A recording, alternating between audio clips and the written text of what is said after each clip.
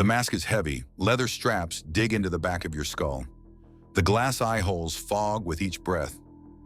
You stand in a doorway, and the woman inside will not look at you. She looks at the floor, at her hands, at the body of her husband wrapped in stained linen on the bed behind her. She will not look at the beak.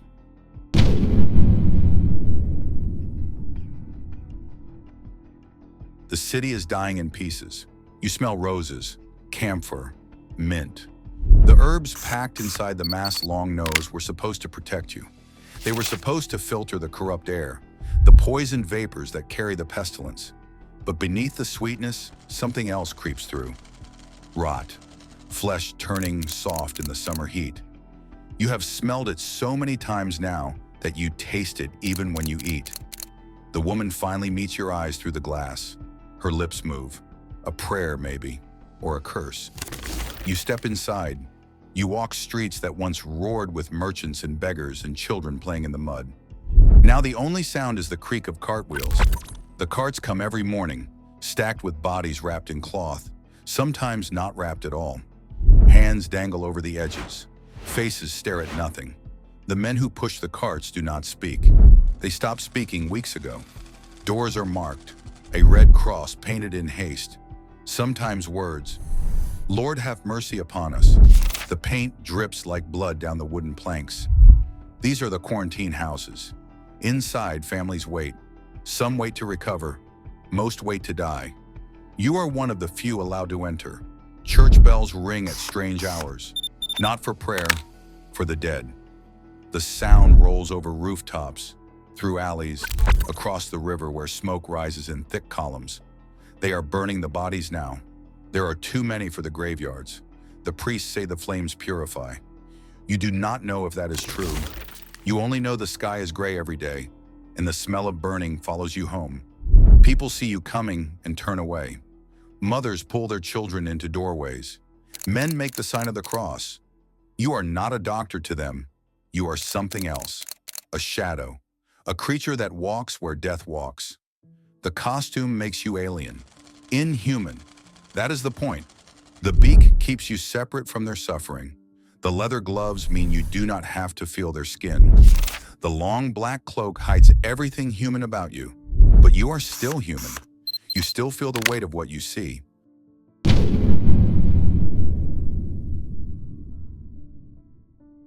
You were not always this.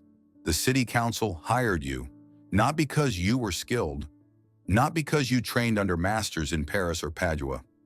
The real physicians, the learned men with their university degrees and their thick books, they fled when the first bodies appeared. They had estates in the countryside. They had options. You did not. So the city made a contract, room and board, a small wage, sometimes payment in goods, grain, wine, cloth, enough to survive. In exchange, you would treat the infected. You would enter the plague houses. You would record the dead. You would do what no one else would do. They gave you a week of instruction. An old surgeon showed you how to lance a bubo, the swollen lymph glands that bulge from the neck, the armpits, the groin. He told you to drain the pus, to apply poultices of butter and garlic and crushed figs. He said this would draw out the poison. He did not say it would save them. You learned quickly that it rarely does. You learned the humors: blood, phlegm, yellow bile, black bile. The plague, they said, was an imbalance. Too much black bile. Melancholy turned to poison in the veins. Or perhaps it was the air itself. Miasma, the breath of swamps, of corpses, of God's wrath settling over the city like fog. You were not trained to understand. You were trained to obey, to follow the rituals, to act as if knowledge could stop what was happening. It could not, but someone had to try.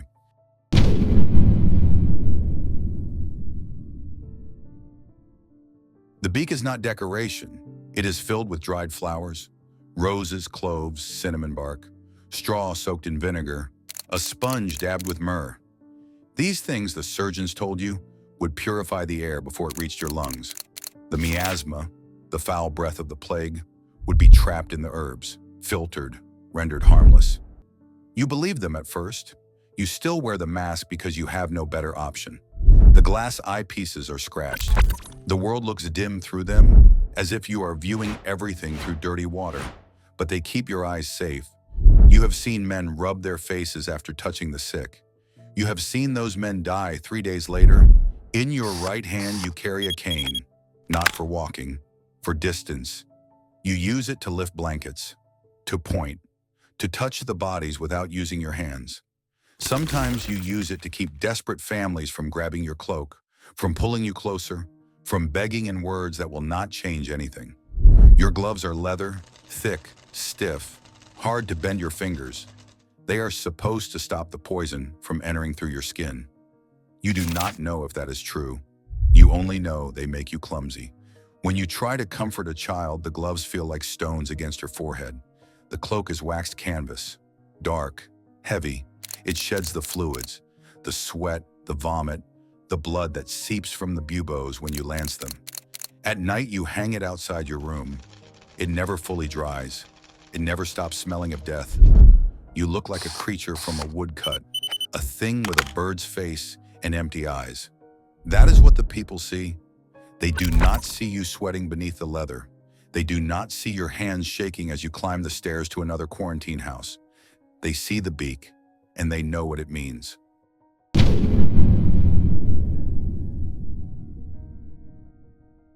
The knocking is always soft.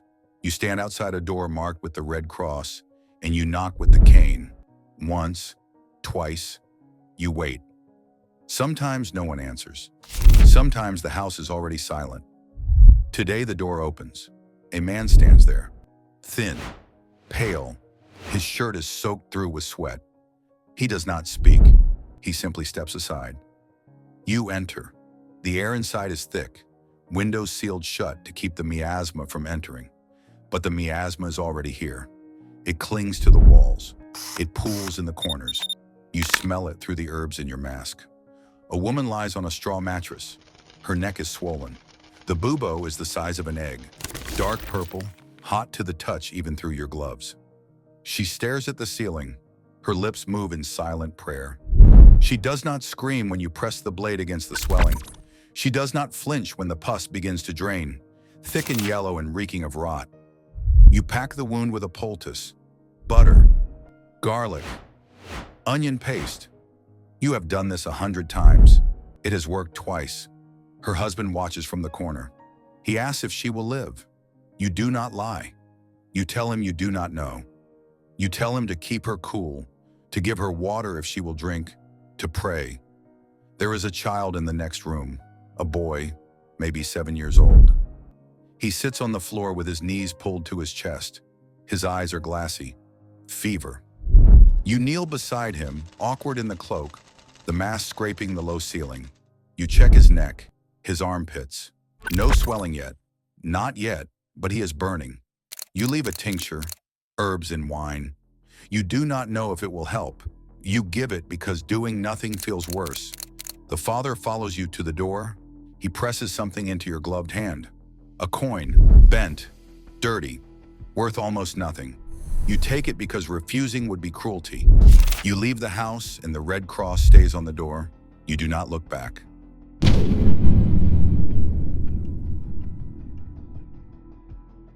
They whisper about you. You hear it when you pass. The word diavolo, devil. Some believe you bring the plague, not cure it. They say the beak is a demon's face, that you mark houses for death, that you are God's punishment given human shape. A priest stops you one morning.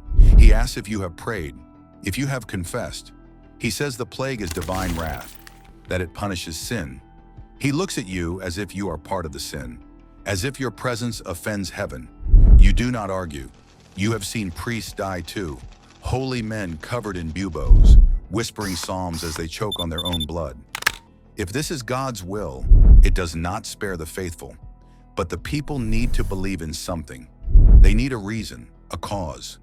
The idea that this is random, that the plague takes children and beggars and nobles without thought, that is too terrible.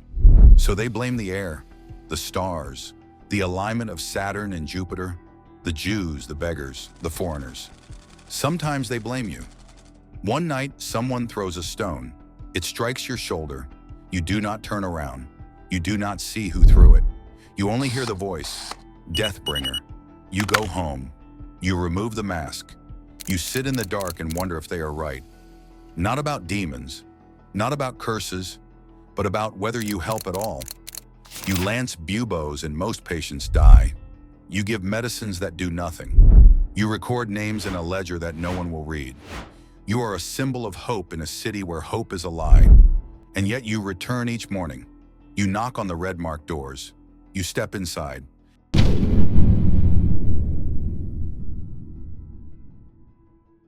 You barely remember your face anymore. There is a piece of polished metal in your room, not a true mirror, just a surface that reflects shapes. Sometimes you look at it after removing the mask. The face that stares back feels distant, stranger, like someone you knew in another life. Your skin is pale from the hours beneath leather and wax. Lines have formed around your eyes from squinting through fogged glass. Your hair is thin, matted. You stopped caring about it weeks ago. There is no one to see you without the mask, no one who wants to. You eat alone, sleep alone. The other plague doctors in the city, you have seen them from a distance. Other beaked figures moving through the streets like black birds. But you do not speak, you do not gather. Each of you is an island. Each of you carries the same weight in silence. Sometimes you forget what your own voice sounds like. The mask muffles everything. Your words come out hollow, distant, as if spoken by someone else. When you try to comfort the dying, your voice sounds like it is coming from the bottom of a well. You used to have a name. People called you by it once. Friends, family. You remember that vaguely, like a story someone told you long ago.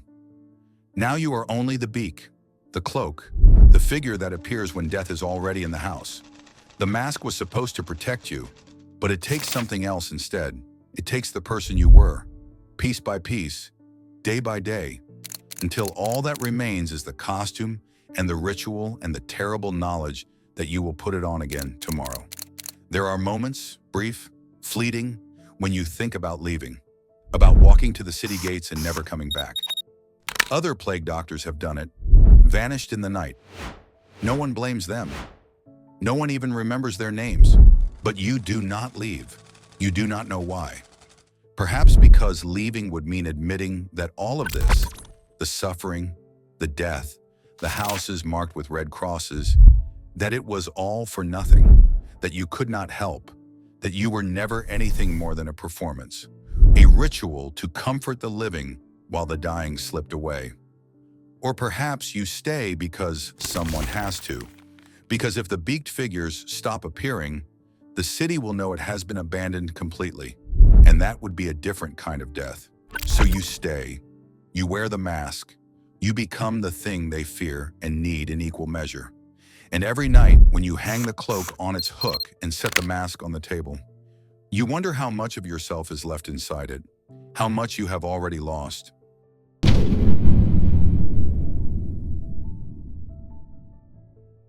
You do not know how long you have been doing this. Weeks? Months? Time feels strange when every day is the same, when every house smells like the last, when every face becomes another name in your ledger. Some nights you dream of the mask, you dream you cannot take it off, that the beak has fused to your skin, that the glass eyes are your eyes now. You wake in the dark and touch your face to make sure it is still yours.